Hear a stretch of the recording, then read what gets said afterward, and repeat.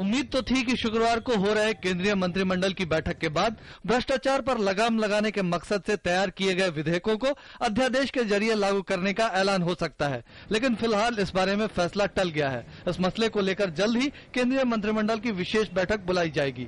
हालांकि कैबिनेट की बैठक के बाद कई दूसरे अहम फैसलों का ऐलान हुआ।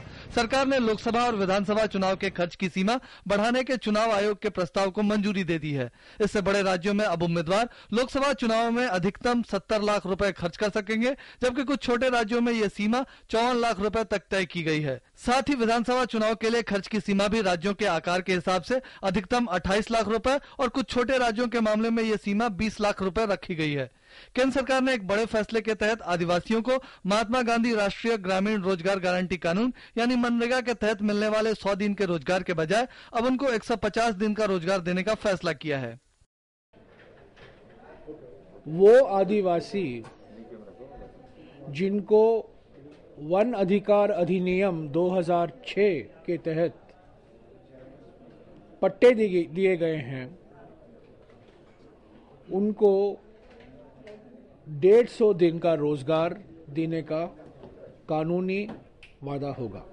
कैबिनेट ने आंध्र प्रदेश में राष्ट्रपति शासन लगाने और वहां की विधानसभा को निलंबित अवस्था में रखने के गृह मंत्रालय की सिफारिश को मंजूरी दे दी है। सरकार ने महंगाई भत्ते को वर्तमान 90% से बढ़ाकर 100% करने का फैसला भी किया है, जिससे 50 लाख केंद्रीय कर्मचारियों और 30 लाख पेंशन धारकों को फायदा होगा।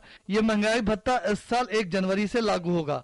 मंत्रिमंडल ने कर्नाटक के कोलार में नई रेल कोच निर्माण फैक्ट्री स्थापित करने के प्रस्ताव को मंजूरी दे दी है। इसके साथ ही सरकार ने 4 नए राष्ट्रीय डिजाइन संस्थान बनाने संबंधी एक प्रस्ताव को भी स्वीकार कर लिया है।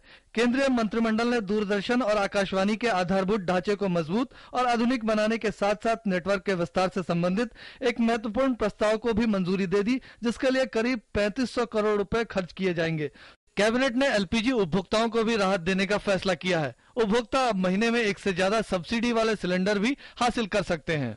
चुनावी तारीखों के ऐलान से पहले सरकार भ्रष्टाचार के खिलाफ जंग में महत्वपूर्ण अध्यादेशों को लागू कर कांग्रेस उपाध्यक्ष राहुल गांधी के वायदों को अंजाम तक पहुंचाने की कोशिश में लगी है और इसीलिए कैबिनेट की विशेष बैठक जल्द ही बुलाई जाएगी।